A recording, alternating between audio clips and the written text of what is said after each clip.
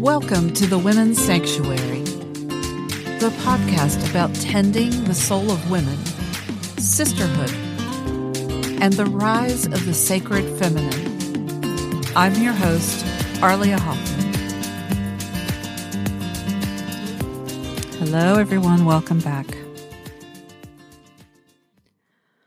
One day, you finally knew what you had to do and began, though the voices around you kept shouting their bad advice, though the whole house began to tremble and you felt the old tug at your ankles.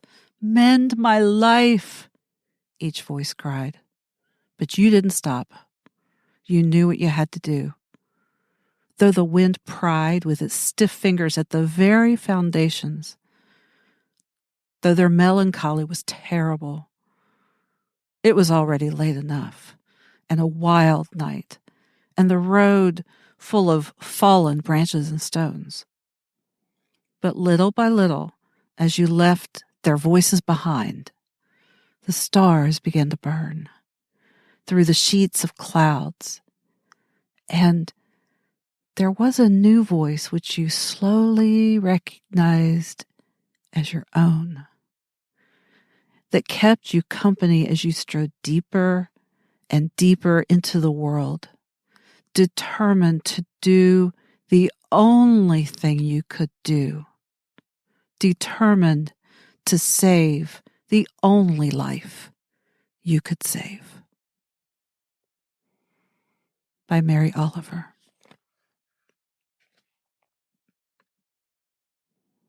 I bet we probably can't even count the number of lives saved by that poem. I know it has upheld me many a day and many a night. Today I want to share with you more of my story. In the last episode, we talked about the tumultuous end to my own marriage. And I was thrust into this very dark tunnel of my own awakening. And that happens for all women, regardless of who initiates a divorce. Even if it's not your choice, it does become a life-changing event, and you have to become a new person because of it. You're forced into examining the assumptions and the habits of your life. The opportunity becomes, can you awaken what's real inside of you? Examine it and decide again who you are and begin to discover who you are. You know, the definition of insanity is doing the same thing over and over again and expecting a different result. Loyalty to a toxic relationship is also insanity. But I did it. We all do it. Well, maybe some of us do it. Maybe not all of us do it. But a lot of us do it to be safe, to be comfortable, for the known, for the promise of comfort now instead of the risk of the unknown. I wrote this in my journal about a year after leaving. To feel trapped in an ill-fitting garment that daily makes you feel incompetent, uncomfortable, and ugly, while stripping you of your identity, causes plenty of emotional damage. It's odd how the pain ties you to the commitment as much as the inertia. The pain and overwhelm can lead you to live in this moment, and so that is a precious gift.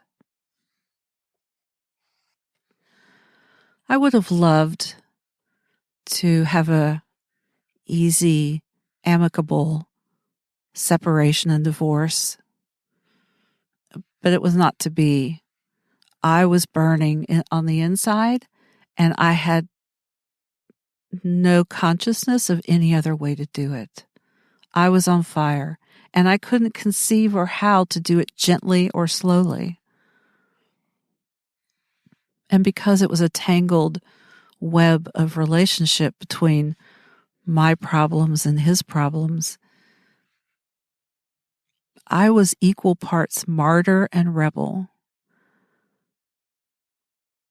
I look back now and see all the ways I martyred myself to keep family and home together, to keep the peace, and the way I rebelled unconsciously and consciously because of that.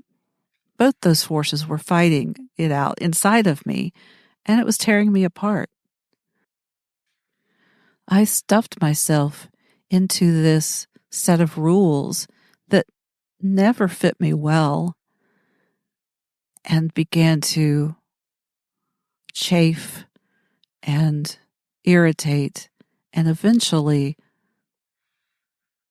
wear down my soul.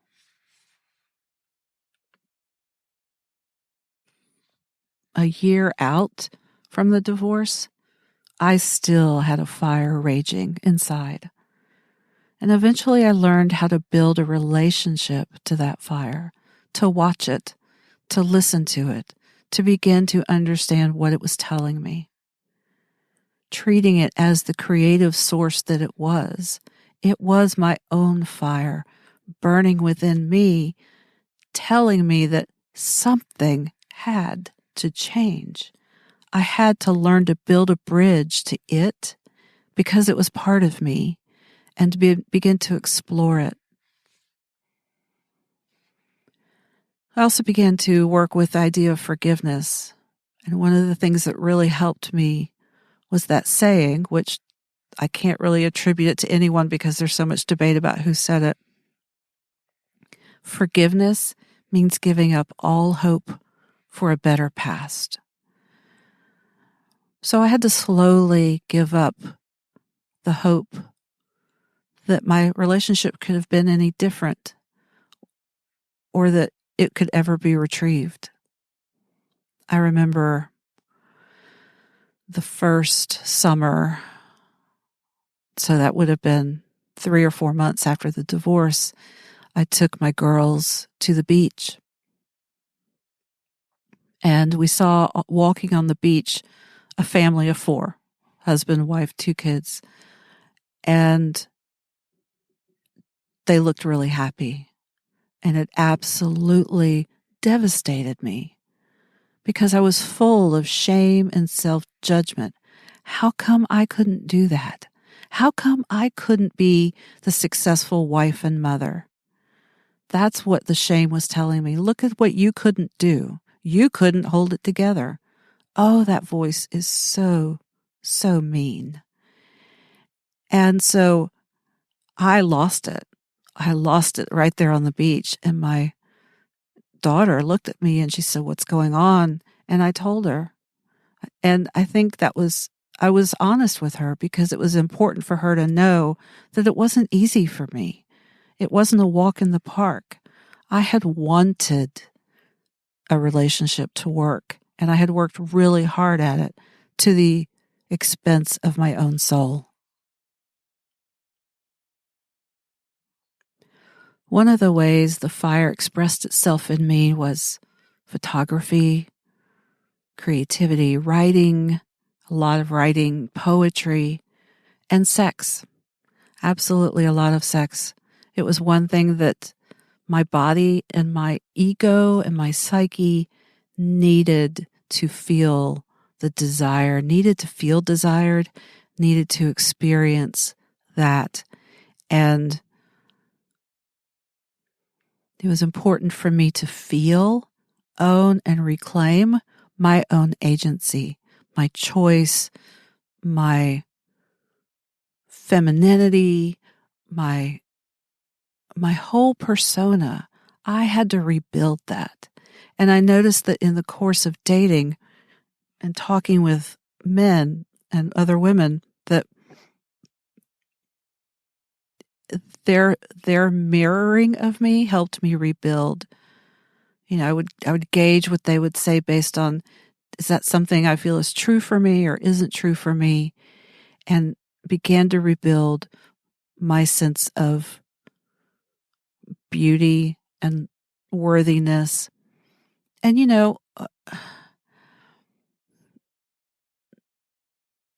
I can feel I can feel your judgment. I can feel a lot of feedback from that, of people thinking, well, shouldn't your value have been independent of other people? And absolutely, in a well-formed ego with self-respect and inner work, you do have a healthy self identity and self respect. But I wasn't healthy at all. And I could see how people could easily fall into that pattern of dating and lots of people and lots of sex and a lot of that feedback from those interactions to just keep them hyped up and keep their ego, their fragile ego, happy. Right? It's like candy. It's like going to the candy store and buying lots of candy. It's so yummy. It tastes so good. And it's a temporary high. And I knew it was temporary. I knew I had to do the deeper work. And at the very same time I was doing a lot of reading, a lot of psychology, a lot of Clarissa Pinkola Estes. Eat, Pray, Love came out about that time. And then also Dance of the Dissident Daughter by Sue Monk Kidd, another woman who had been raised as a Christian, and her experience was very different from mine. But fundamentally, she came to the same conclusion that she had to form her own identity. She had to discover who she was and live life on her own terms. And there was that pang inside of me that I couldn't have done it as smoothly as she presented it. For her, it was a very deep inner journey, and her husband, partner, stood by her and supported her, and they managed to navigate that journey together. Clarissa Pinkola Estes, in Women Who Run with the Wolves, shares the story of Vasilisa and the girl who escaped from an abusive life. She put her mother's little doll in her pocket, and she would consult that doll. And, the doll would say, no, don't go that way, go this way. Or, no, don't talk to that person, go down this way. And the doll kept her safe. And so I began to listen to that little voice inside of me, to understand through the fairy tales what I had been through and what needed to be healed and transformed inside of me. About that time, I also found an excellent therapist. And I'm here to tell you, that was not part of my history. It was not an acceptable thing in my family to seek professional help. And I would absolutely recommend it to anyone needing support. It is amazing what a different perspective will do for you.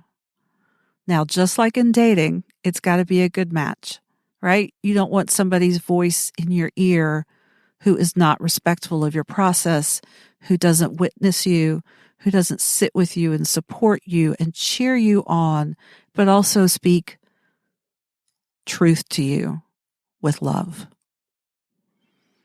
But I found it. I remember the day I walked into her office. I was a train wreck. And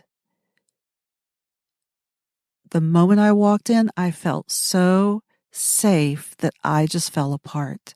And that was the very best thing that could have happened for me, because I needed a place to fall apart. There was no one else supporting me. I had lost my group of friends. I had lost the neighborhood friends. I had lost the church friends. I had a few friends at work. But basically, I was, toughing it out, trying to look like the strong woman for my girls and trying not to be negative about my ex-partner, and had no context for how to express that experience and all those feelings and get adequate support. I was in the underworld. I was looking for myself, stripping away all that wasn't me. I was going through a death and rebirth. I was searching for my own feminine, my own wild feminine. And she was wild, and she was out of control for a little while. But as that fire burned, I learned to dance with it, to dance with her, to dance with my own power, to understand what she needed, what she wanted, who she was, how she moved through the world, and then how to, I have this image of wrapping my ego around my self, my capital S self, my innermost true self. And the ego had to be strong enough to not to contain it, but to support it. It's a tricky thing to even talk about the ego because the ego is tricky. I like to call the ego the administrative assistant. So, I was learning what it was to put my woman in charge and let my ego be the assistant and the manifester and the executrix of what it was I was to do in the world. Dr. Estes talks about women having a dual nature, the topside woman in the world and the wild instinctual woman. The worldly woman is cultured, practical, puts herself out there. And the inner woman, that woman I was having to cultivate and refine, is elusive. She's wise, but she's quiet. She lives on instinct alone, oblivious to the standards of the topside world. Ideally, women are born wild. We are born wild, but we're acculturated. We become bound in the systems into which we were born, into the society into which we were born. And ideally, we would flow between the two seamlessly. We would be outward in the topside world when we need to be, but always connected and guided by that instinctual woman inside of us. But our culture has just made it seemingly impossible to live as the wild woman because she's frightening and threatening to the patriarchy.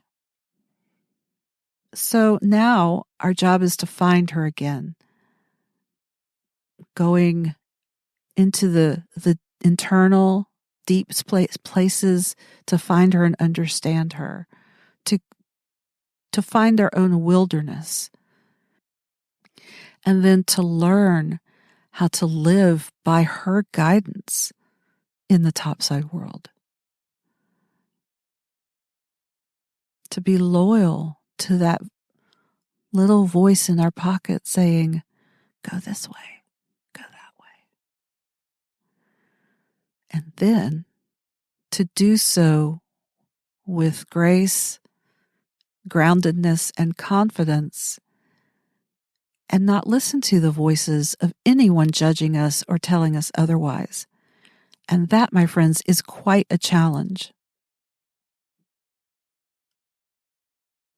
The culture has so silenced our inner voices that when our relationships begin to disintegrate, we no longer know how to find our way. I didn't know how to find my way.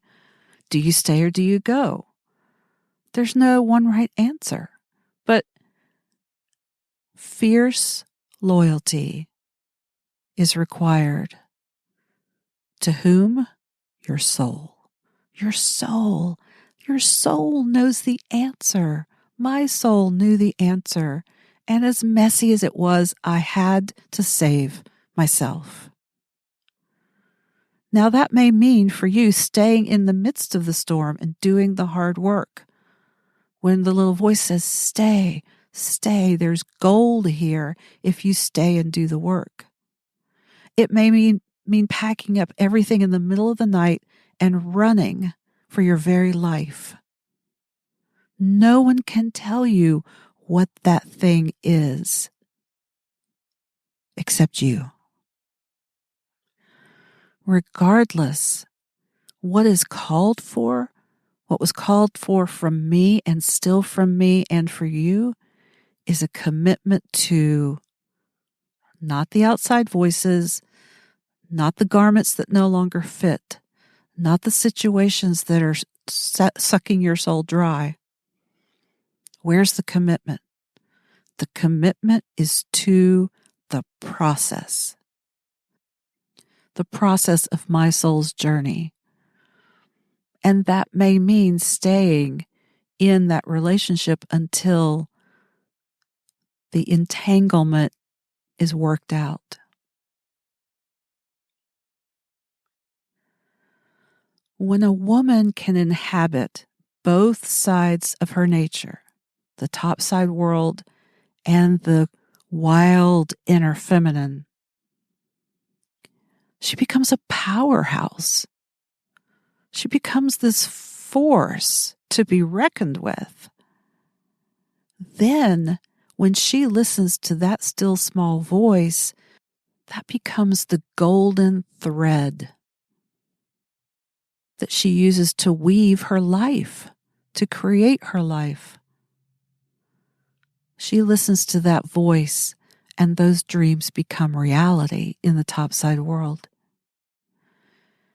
Any woman that you admire, I would bet, has learned that process. Personally, it was a tough road, and it's still work. Listening to my inner voice and not the outside voices. Somehow, in my darkest moments, I had enough of that still small voice. I knew enough to stay scrappy, to stay alive, to find a way to figure it out. I basically left the house. A friend put me up for several days. Within a week, I had an apartment and a car. I'm not exactly sure how all that happened, but it did. And from then on, despite the pain, the freedom was exhilarating to make my own decisions, to determine my own path. That voice began to lead me into the resources I needed, into finding my therapist and healing books and new friends and spiritual work. I learned how to stand up in the woman that I am, to own her, claim her, love her. I learned how to dance with that fire, how to forgive myself, and how to forgive others. I learned what I really wanted to build my life on: the creativity, intellectual pursuits, the joy of living, the things that made my heart happy. I found my own wild inner feminine, and I learned to stand in her as myself. That's the definition of the word virgin. I owned myself. Regardless of who came and went in my life, I was me, I had me, I loved myself, and I stood in my own autonomy, my own authority, with love for myself and my own path. Life isn't easy. I don't think anyone could claim it's easy, even when you feel solid in your own integrity and your own agency. But the road becomes a little clearer at times. As I began to work with archetypes, I discovered Aphrodite. She was not just the goddess of love or beauty. She was the goddess of her fierce selfness, if you want to call it that. She was fiercely loyal to her own soul. She trusted herself and so made her own decisions, regardless of what people around her thought. This type of commitment to the inner wild feminine is interestingly the same type of commitment mentioned by a 17th century monk in this little book called The Sacrament of the Present Moment. I'll link it in the show notes. Jean-Pierre de Caussade. He was teaching nuns in the monastery, and what he taught them was not what you would have imagined. It wasn't obey the church without fail. It was to listen to the voice of Jesus within yourself without fail. To always, always be attentive to that inner voice, regardless of the outer voices. And that was revolutionary within his context. Not only that, but his whole premise is that their inner relationship with Jesus was the sacrament of the present moment. It was the holiness, the holy ritual of each and every moment. And that listening to your inner compass in each moment was holy. It was a sacrament. That was the sacrament of living righteously, of living beautifully, of living in love. I hope you can feel this sense of inner alignment, because when you find that alignment of, ooh, this is my compass, this is who I am, this is what guides me, whether it's a God or a Buddha or an archetype or your higher self, that doesn't matter. Once you find the voice, you listen. And when you listen and you put that voice above all others, that's when life truly gets magical. And that, my friends, to me is what we're after, that magic of being here and being fully us. I was not fully me. I'm not even sure how much of me I was. I was not fully me, and now I am. And when I tap into my own fullness, into this present moment, into the sacrament of this moment in my soul, that is my source of joy, my power, my me-ness, the fullness of that which I am. God said, I am that I am. We are. It's our isness that is our eternal selves. And so being right here, right now, listening to that inner voice, that inner compass, that's the bomb. That's it. That's what I'm here for. Because that voice leads me into joy and my own inner wildness and my creativity and my love and my connection with the natural world, my love connection with all the people in my life, and this overflowing wellspring of life within me. It's real and it's accessible.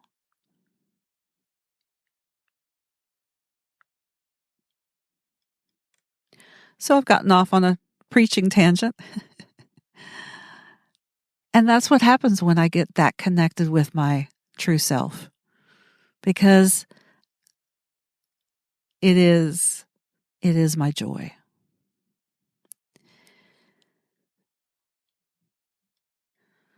The fire within me. And interesting, we have so many metaphors, either the fire or the wellspring. So that's fire and water, whatever works for you. I feel both. I feel this river of life within me, and also this fire that burns through me. It doesn't consume me anymore. It burns through me into living my life. And that's all I've ever wanted. Because through that, then I love better. I love my children. I love my family. I love the world. I work in the world with that much more passion and love and energy and hopefully impact. And that is what I wanted my children to see. That's the kind of mother I wanted them to have. Not someone who had perfected the domestic life, but had domesticated herself out of herself. I wanted them to have a real, live, wild, feminine woman blazing the way for them to be whoever they want to be. And I can say now, all these years later, that's what's happened. They are both independent women with their own lives, and they feel confident to be themselves and live according to whatever rules work for them. I wish I could say life was easy or that I have all the answers now. I wish I could say that. But here I am. It still gets messy at times. I still have lots of life lessons about how to stand up in my own power and my own authority. And yet, for the most part, I have the roadmap. Like, I know what to do to continue to get back to my truth.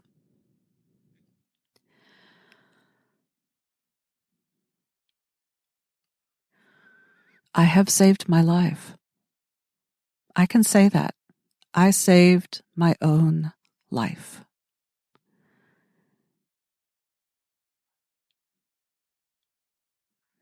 I found my inner voice and I listened to her.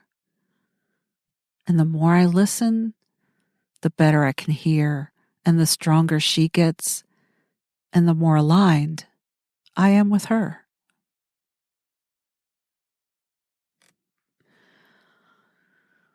I called this episode Holy Rebellion because to me it was holy. I was rebelling against all that I had been taught for the purpose of saving my own life.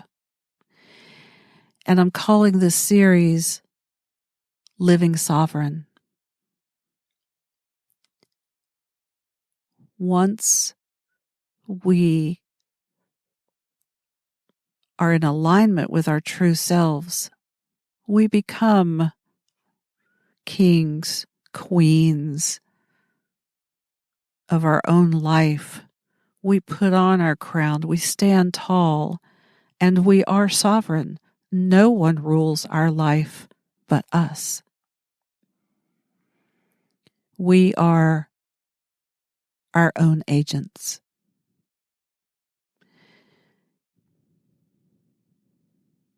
And that was where I was headed. That was what I wanted. I wanted to know who I was, to stand up in that integrity of my own agency and rule my own life. And that has become my life's work for myself and to share with other women, because we all need support. And I help women in that process of detangling themselves from whatever box they have found themselves in, whether it be, a marriage, a job, a relationship, anything that they may have stepped into willingly, but now has entrapped them into a system that is no longer right for them. And what I discovered when I got divorced was that there wasn't enough acknowledgement and support for the women in that process, in the underworld, stripping off all the layers and returning to their essence. So I hope you'll join me for the next episode of Living Sovereign, and I will be talking about spiritual work and archetypes and the ways in which women can learn to be sovereign and the tools that support us in that. Thank you so much for being here. I'm Arlia Hoffman, and I hope you will join us next time here on the Women's Sanctuary.